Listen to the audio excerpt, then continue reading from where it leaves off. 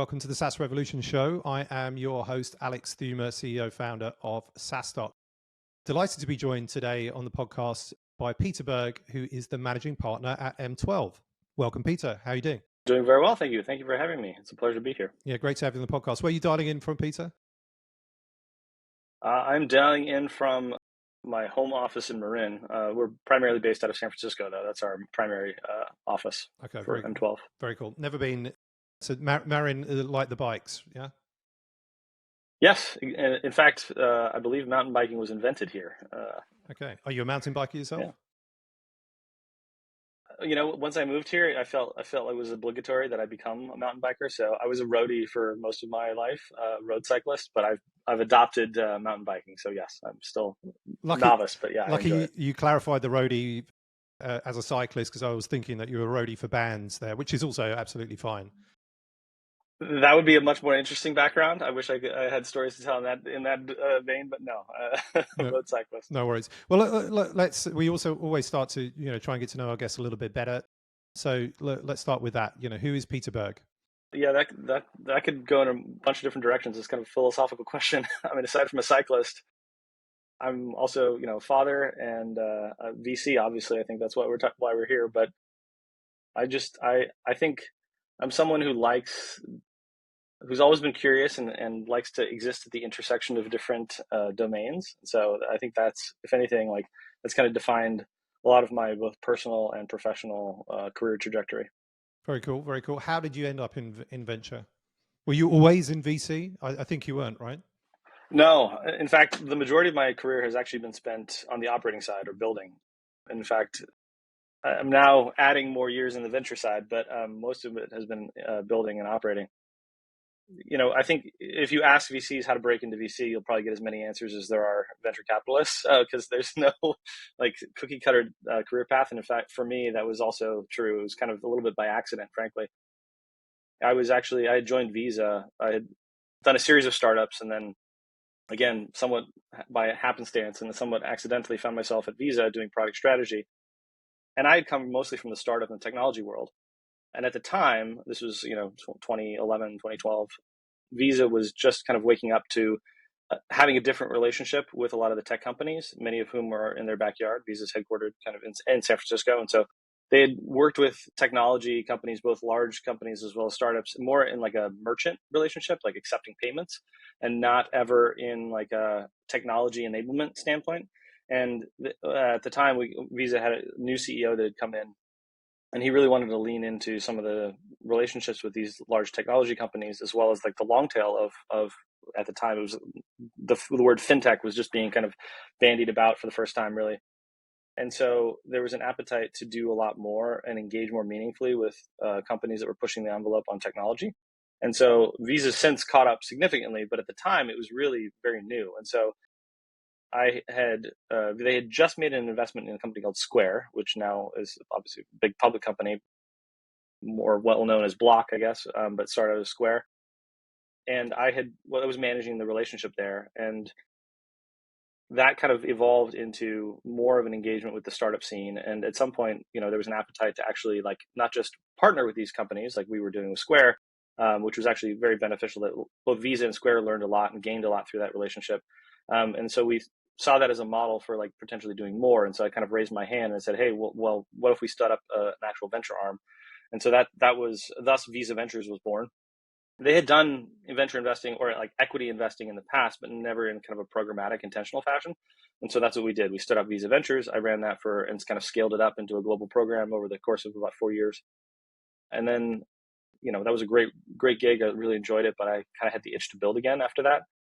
So I actually went back into the startup world, and then did that for another 4 years until M12 called, and it was just kind of too fascinating an opportunity to pass up. So here I am back in the venture world. But anyway, that's a very long-winded answer to your question of no, I've not always been in venture, but kind of found my way in accidentally. No, it's great. I mean, it shares the background, obviously, that you've been in the operator, sort of role and have moved into venture. And obviously with some very reputable companies there, as you mentioned, sort of like Visa as well. And so M12 called, you answered their call, and now you're managing partner at M12. For those who don't know, what is M12? Yeah, M12 is Microsoft's venture arm. So we are the venture capital group within Microsoft. Microsoft is our sole investor, and we operate what I will call pseudo independently. So we obviously have ties to Microsoft. Clearly, they give us our money and allow us to operate, which we're very grateful for. But we also have our own investment process. We have a team of investors. We've got an investment committee that we run deals through, and so we're allowed and enabled to sort of make our own independent decisions that don't have to be, we don't require an executive or business sponsor to do a deal. We don't require a commercial relationship with Microsoft necessarily. However, always look for ways to help accelerate outcomes for our portfolio companies. And so we have a connection back to Microsoft, and we have a very good relationship with Microsoft and executives and stakeholders across the organization. But we operate kind of looking into the future, so to speak, as one of our execs says, kind of helping Microsoft to see around corners or see in the future. We invest primarily in Series A and Series B stage companies. We will look at anything from seed to C, but really A and B is our sweet spot. And we find that's an area where we're able to add the most value. Again, back to what I was saying a moment ago, we don't require any sort of relationship. We do what's in the best interest of the startup, but probably won't surprise you to learn a lot of companies want a relationship with us because we do have connections back into Microsoft and can help, with go-to-market acceleration or product partnership or any number of different things. Again, whatever's most beneficial to the companies we invest in. How big is the fund or like assets under management at the moment, and what fund are you on? So we have about 100 companies in the portfolio, slightly over, I think, active companies. We've deployed quite a bit of capital over the years. We don't really disclose like the annual fund size, but we're fortunate to have enough capital to deploy on an annual basis. We think of it kind of in fiscal year vintages, so to speak. So our fiscal year ends in end of June. Gotcha. So that's kind of how we measure vintage investments. And out of the 100 companies, maybe of course not all of them are home runs and the fund makers, or and in this case I don't know if you consider them fund makers, but maybe what would be some of the notable investments that you've made and that people perhaps would know, or even if they don't know, what are they, why were they sort of notable as such? Yeah, sure. We have so our entire portfolio is online for those who want to peruse it and go a little deeper at m12.vc. If you want to check us out online, we can also contact us there. I mean, we've been fortunate to invest in a number of companies that have been, done quite well.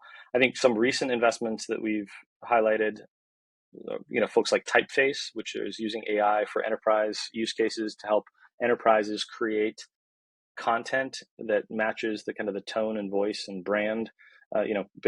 Large brands care very much about how their products and brands are represented.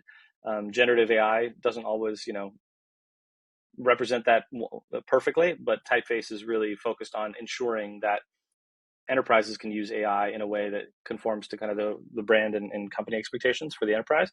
InWorld is another one that we did recently. They are on the gaming side. So they're using AI to power the sort of the brains of non-playing characters in games. So you can think of this as now allowing games to create almost like an infinite choose your own adventure, right? Every time a gameplay potentially can be unique and different because every time you interact with characters in the game, they can generate reactions and responses that might be novel or net new each time using AI. So those are a couple examples. We've also had some exits along the way. Kahoot, for example, is one of our more successful historical portfolio that predated my arrival, but that's one of the bigger exits we've had. And we've had a number of others along the way. And I think maybe you just mentioned there, but your last investment, sort of just curious to learn a little bit more about, the process. What does that look like? And also then with the context, let's say for the listeners, like how do you source opportunities, in terms of like deal flow? Is, are companies coming to the M12 website, submitting form? Are you getting 5,000 emails a year or a month or whatever that is, and have a team kind of going through that? How does M12 typically find a deal and then take that deal, through to closure, with the term sheets? And generally also, how long does that take? I know it's not always, roughly these could be sometimes quick, sometimes slow, but it would be good to learn a little bit more about that process. Sure. Yeah, I mean, our process is very similar to most financial VCs. Some slight differences. So we're a corporate VC, CVC, right? Because Microsoft is our parent LP or limited partner, i.e. investor. And so, but we operate, I guess we are measured both on financial returns as well as kind of strategic impact broadly.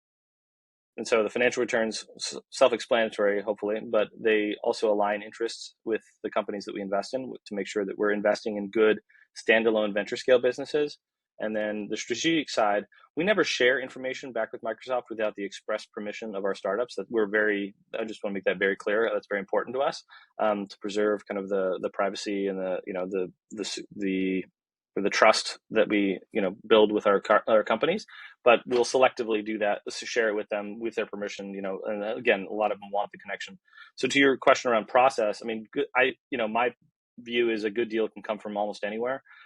We have a combination of proactive outbound sourcing where we are thesis-driven investors, and so we invest in certain thesis areas, and so we look for companies in like thesis areas or subsectors that we think are interesting or potentially emerging or have good market opportunities. We'll proactively hunt in those areas. We'll also get a lot of inbound, right? So warm intros are always welcome, and you can also contact us directly via the website or any channel is fine. On Twitter, my DMs are open and people ping me that way. So it comes through a variety of different sources. And then, we evaluate them. It's perhaps no surprise in venture, you have to look at a lot of companies to find the ones that I think are most interesting or most investable. And then typically we run our diligence process that consists of, really understanding the company, the market. Is this an opportunity that we think by itself is a good standalone venture scale business that can produce that type of venture returns? There are a lot of great businesses out there that might be a solid business and spin off cash, but might not be venture scale. And so that's one of the questions we asked ourselves. And then we do look for alignment with just generally with Microsoft's kind of areas of interest. Again, not a hard requirement for investment, but it goes back to what I was saying earlier about we look for ways to help and add value, right? And so if we're looking for ways to accelerate outcomes for our companies, that is most likely going to happen in areas where Microsoft has an interest or is able to help in some way, connecting to Microsoft first party or our customers and partner ecosystem for co-sell or product integration. So we look at that and we kind of create a fit score just as like an additional component to the overall process. And then, as companies come in to pitch our investment committee, after which we typically make a decision. There might be some confirmatory or follow-up diligence, and then that's typically it. So it's again very mirrors what a typical financial VC process is quite closely. There's a few other diligence things we need to get through just being a corporate VC, but nothing too onerous, and typically not very different than a lot of other financial VCs. Our timeline, it varies. We've done some really fast deals, and also I like getting to know founders before they're raising. Ideally, build a relationship, really understand the business, get that, and allow them to get to know us. But we can, we've done deals as fast as 4 weeks, probably start to finish, from first intro to wire. I would say that's not typical. I would more 6-8 weeks, kind of from like first interaction to completion. But we can move quickly when necessary. And I'm just curious, before we get onto the topic of how AI will be used in the software industry, like how many deals do you look at per year versus how many do you actually do? Yeah, that's a good question. I mean, there are various forms of looking at, right? So we're screening, thousands, right? We have a team of about 12 investors overall. And so we're screening thousands of companies a year. From those, we kind of do a double click on a subset of those, right? It's a funnel, right? So you've got a really wide top of funnel, and the further along you get in the process, the fewer there are. We target about 20 to 30 investments a year, roughly. And I would say, so we're looking at, orders of magnitude more than that every year, probably, 100 or more times that we screen and review in some form versus the ones we're actually investing in. Cool. Thanks for sharing that. So, and so obviously, I know you wanted to talk today about obviously probably the hottest topic, certainly last year and continues into this year. Maybe it will roll on into 25 and 26, but how AI will be used in the software industry. So I know this is a topic that certainly is going to be featured in upcoming SaaStock conferences. It's really important right now. So really kind of keen to kind of hear your thoughts on this. Yeah, it is definitely the topic du jour, right? I mean, I feel like everyone's become an AI investor, whether or not they were before. M12 actually has a pretty good track record in this department. We've been investing in AI and AI enablement companies for quite some time, well before this latest hype cycle, I might add. So we have actually a number of companies in the portfolio that are either, focused on core AI technologies or AI enabled software. But to your point, yeah, I mean, you're absolutely right. It's changing the way the whole landscape is constructed and the way software gets built. And so I think it's going to be very interesting to see how it evolves. I mean, I personally think we're still in the very early innings of how AI is going to transform software.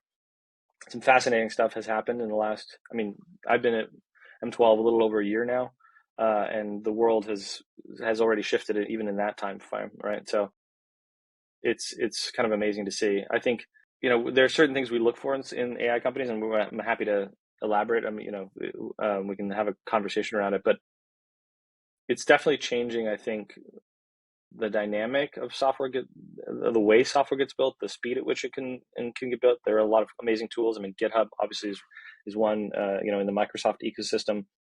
GitHub Copilot has been transformative, I think, for developers. We've heard that from them directly.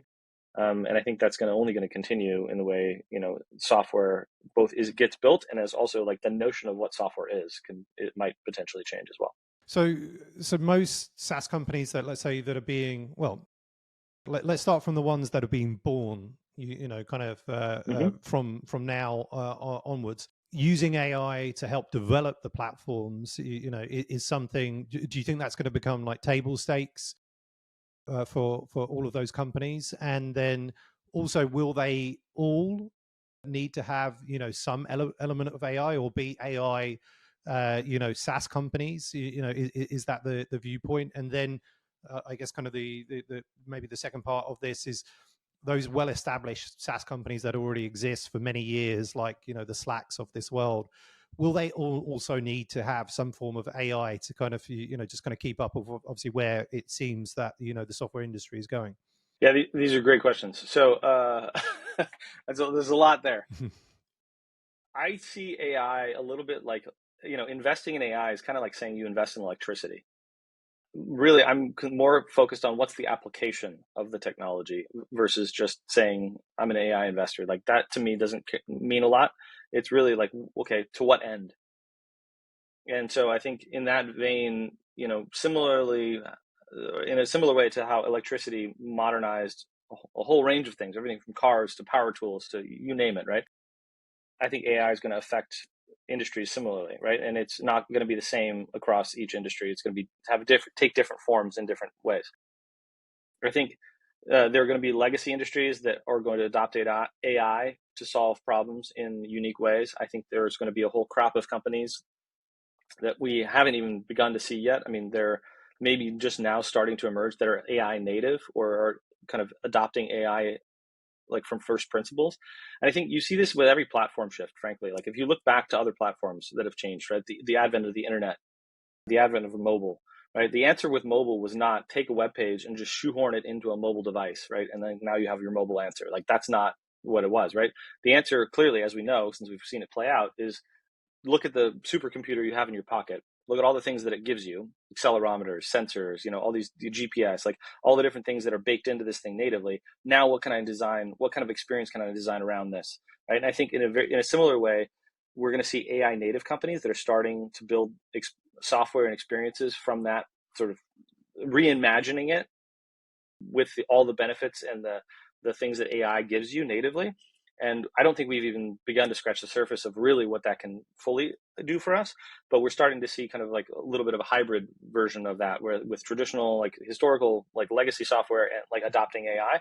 But I think it's the earliest innings. Those are the things that I'm most excited about, is like what net new experiences or net new possibilities are going to be created as a result of AI technology. And that's, that I think the future is yet to be written.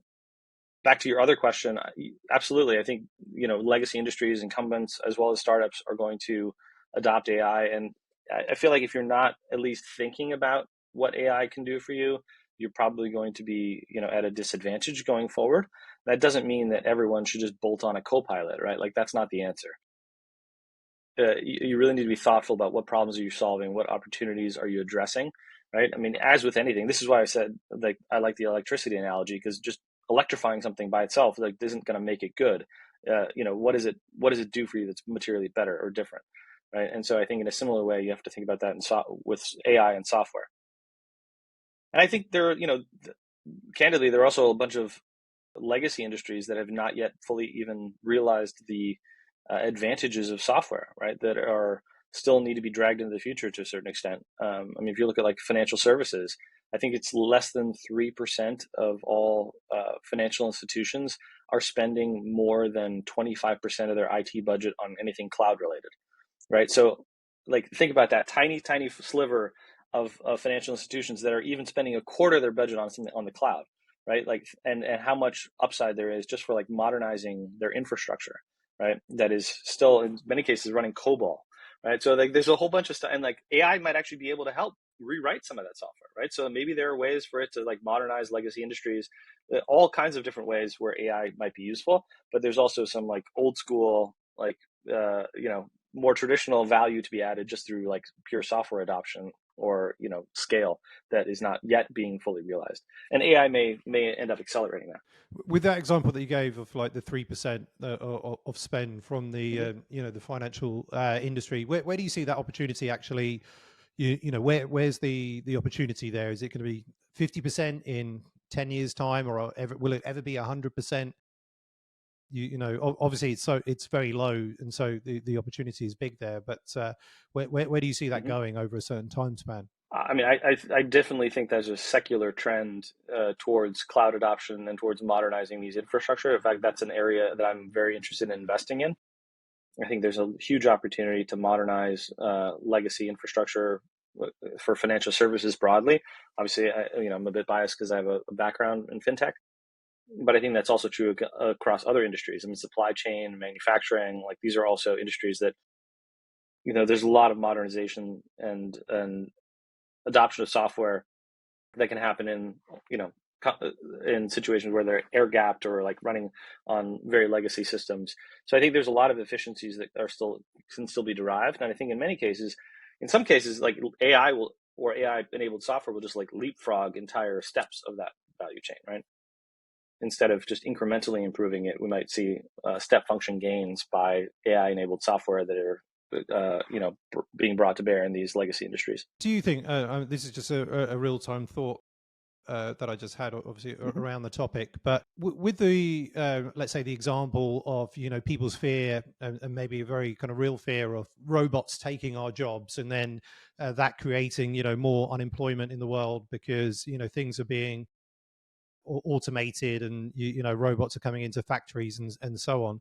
With AI, do you think that there is a case that AI might actually see or kill like a few or many existing SaaS companies because actually they're just doing a kind of better job that the product kind of already has, and it kind of makes them just really not that important? So could it potentially in some way slow the growth of SaaS, or do you see it actually as something that's really going to help the SaaS market grow further? This is a really interesting question, and I wish I had a crystal ball to answer this for my own purposes. It's something that I think actually quite a bit about. Like, what will AI do to the overall software market, right? Will it expand it? Will more gains accrue to a smaller set of winners? I think with every major technology shift we've seen throughout history, right? I mean, all the way back to, introducing machines instead of human labor, right? Like, there's always a bit of a fear around it. And I don't want to I'm not trying to be glib or Pollyannish here. I think I understand where some of these apprehensions come from, right? I get it completely reasonable and understandable. That being said, I think we've also seen with every major technology shift that there are positive unintended consequences and unintended things that we couldn't have imagined at the time, that where life has improved, right? I mean, I think it would be hard to argue that we should roll back the clock and go back, remove the internet, remove the adoption of electricity, like go back to manual labor in fields. Like that feels like the wrong direction, right? And so like along the way, certainly there were some growing pains and some challenges that came with it. I think AI, it's going to be no different with AI. No one, I think, fully knows what that will look like in the future, but I think net, it's probably going to usher in a lot of very positive, changes and improvements in quality of life and efficiency, software, etc. As to what it does for SaaS, it's a really good question. I think there's an argument to be made that kind of vertical AI may supplant what we've called vertical SaaS, where you have AI-enabled technologies, whether it's copilots or agents or some version of that in the future that is more vertically focused. We think about kind of what are the core differentiators for AI-enabled software. I think data is a big one, distribution's another one, right? Dividends, like what dividends is it paying you? Like what, in other words, like what benefit or value are you deriving from it? And so I think those are, in areas where maybe there's a proprietary workflow or proprietary data set and solving a specific problem, you might have an AI-enabled solution that addresses that in much the same way as vertical SaaS does today, right? I can imagine that future. And I think it's also going to make probably writing software a lot easier, right? It's going to be, we're already seeing this with, copilots and no code or low code solutions that are powered by AI. So we might see a proliferation of software being built even by non-technical people. And so in that sense, it might flood the market. But I think, again, it's going to come back to what value is being delivered. I think that's always going to be the case no matter what, right? What value are you delivering to the user? Why should someone care or adopt this? And those pieces of software or AI are probably going to rise to the top that are most useful for the widest set of users. Awesome. Well, lots to think about how AI is going to be used in the software industry. I want to move into the quickish fire round now, Peter. Oh, so what one thing has moved the needle the most for you in your career? That is a good question. I would say people taking a chance on me and giving me an opportunity. I think that has a number of different times across my career. I've had folks that have enabled me to kind of really shine or give me an opportunity to do something big or transformative. And, like what I was talking about earlier with the Visa Ventures, right? Like I sort of raised my hand. I said, I know I'm passionate about this area. I know this, the intersection of these two worlds is something that's very interesting to me. And they allowed me to run with it. Right. And so I think like my career trajectory would have been very different had that not come to pass. And there were other examples before that. Even I started life as an actuary and was on a very traditional like actuarial science path, but had the good fortune to work with some people who were very forward thinking. And I really wanted we started a software side project. And again, I raised my hand. I was like, I'm really passionate about this. I think this is really interesting. And they put me on the project, and that became a company unto itself. And both that spin out as well as the parent company were acquired by JP Morgan. Right. So I think there have been a number of, and I can give more examples like that, but it's those opportunities where maybe, I don't know if I was the most qualified individual in that moment, as an actuary, like going into the software world, but they took a chance and it turned out very well. And I think so I'm grateful to those folks who kind of were mentors and or like helped me kind of rise to that next level. What's the best advice you've ever received? I think there's probably two pieces. One is being kind. I think just I don't never underestimate the value of just being nice to other people, playing the long game, and life is long, but it's also short, and you never know what other people are going through. So I think just treating people with kindness and thoughtfulness. And I think the other half of that is also just staying curious, right? Because life is long and you never know where it's going to take you. Constantly being curious and really exploring the intersection of things. And most of my life and career is due to like the intersection of different worlds. Even when I was studying, I was interdisciplinary because I think opportunity exists at those edges. And so remaining perpetually curious is probably big fan of both of those. Some of the best advice. Big fan of both of those. What about perhaps what is the biggest mistake that you've made and lesson learned within your career? I think as I've gone along in my career, I've taken more risk. I started as an actuary, which historically is probably among the least, probably one of the most risk-averse careers you can have. And now I'm in venture, right? So maybe gone the opposite direction. I would say I probably could have taken a little bit more risk earlier on in my career. Not that I didn't. It's just that I think you have it's easier to do when you're earlier on. And I think, I've since seen the benefit of that. And like, it's like, what's the worst that can happen, right? Like, like, one of the things is like contemplating your own death, or contemplating like, if you play this out, like if all this goes to zero, like what happens? Like, you're still alive, you can probably still find another job. Like, it's not the end of the world, right? And so taking a little bit more risk earlier on probably would have been better. I had a chance to join Uber very, very early. I declined to do that for various reasons, and I'd probably be retired now had I gone that route. But live and learn.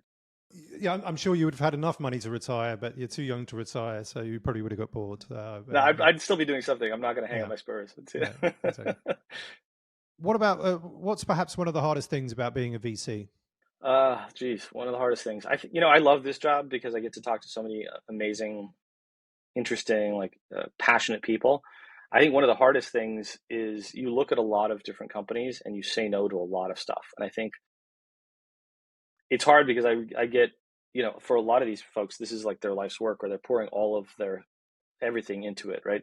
And especially when you get a little bit further down the path with an entrepreneur, and you're evaluating a deal and taking a look at it, and then you end up passing on it for whatever reason, the math doesn't work out, or various other reasons that might lead to not declining to invest. That's hard for me. I mean, I've obviously been able, gotten better at it over the years, but it's just trying to do that in a thoughtful way that is still respectful, but also like, there's a job that I have to do. And so staying true to that, but also trying to be respectful to the entrepreneurs, sometimes a tightrope walk. Have you a top tip for founders raising in this current climate? Yeah, I think the old advice is new again. Focus on the value that's being delivered, and really understanding. I think the climate has already decided this for a lot of founders. Like, you can't just raise on momentum anymore. Very much more focused on metrics, and is there a real business here? So the market has already kind of spoken in that regard. I think if any founders haven't fully embraced that reality, I encourage you to do so, like now, because that is kind of the reality we're living in. And so I think being very thoughtful about the value that they're delivering and how to do the most with the leanest amount of resources. I've been very encouraged by the response overall by a lot of the founders we talk to. I think most have come to this realization, but I would say that is one of the core pieces of advice. I would also, challenge founders to think about, like, I'm probably talking against my own self-interest here, but like, think about how much money you actually need. Do you actually have a venture business? Are there other ways of funding this? Can you fund it through customer revenue, through some other, creative financing? And just be mindful of like how much you raise, because I think we've seen when money was free, people raised a lot of money, but they didn't necessarily connect that back to the core business metrics. And so I think that's critical these days. It's table stakes. Have you a favorite book about startups or investing that you can share? Oh, that's a good one. I'll confess, I read fewer books these days. I read a ton, but less in the book department. I think the hard thing about hard things is a good one from Ben Horowitz. That's it's been said, I forget who said it, like being an entrepreneur is like chewing glass and staring into the abyss. And it's not far from the truth, to be honest, having been on the operating side. But I think that's an interesting book about really just embracing the suck sometimes, and really powering through. The only way out is through, as I've learned in life. And so yeah. It's a good book. It's a very good book. What time do you start and finish work? Yeah. It's funny. I think my work kind of merges into life, which is I don't know if that's good or bad. I enjoy my work, and so for me, it's not the end of the world. But I balance that with, I've got 3 young children, and so I certainly, and they're very important to me, and I want to spend as much time with them as I can. But I also, I'm working late, working early, getting up at 5 sometimes or 4, and doing work before they're up, or working late in the evening, and obviously during the day. So it varies based on travel and juggling child logistics. So I would say there's no defined start and end. Also, when you're chasing a deal, like, deals happen on their own timeline. So you can't, it's not about clocking in and out. Final one on the quickest fire round. What do you do for your mental health and wellness, if anything? I love this question. I like to get out into nature. We talked about cycling at the beginning. I think for me that's very important. I could probably be a little bit better about sleeping more consistently. But I would say getting exercise, getting out into the fresh air and really into nature. I love hiking and cycling. So that's something I love to do. So Peter, thank you for being a great guest on the podcast. I know your DMs are open. Thank you so much for having me. I know your DMs are open on Twitter, but where can people find you online? What's the best way if they want to kind of reach out, they have any questions, and they want to contact you? Sure. The best way, I mean, you can certainly reach me on Twitter. I'm just Peter, first name Peter at Peter on Twitter. You can reach me that way. You can also reach me at via the website m12.vc, or I'm just Peter Berg at m12.vc. So if you want to send me a note, and I'll welcome all startups. We're actively investing and love talking to entrepreneurs. So feel free to reach out. I did say that was the final question, but I'm just curious then on that. There are so many Peters in this world. I don't know how many, but in the millions. How did you get at Peter on Twitter or now X? I'm an early adopter. That's I've been on there for far longer than I care to admit, but since the earliest days. I mean, since before TechCrunch wrote about it. So okay. I just tried the handle. It was available, and there you go. There you go. Very cool. At Peter, super easy. Well, thank you so much, Peter Berg, managing partner of M12. Really enjoyed the conversation. I appreciate you coming on to the podcast and sharing with the SaaStock community. So thank you so much, Peter Berg. Thank you so much for having me. This was a delight. Really enjoyed the conversation. Likewise.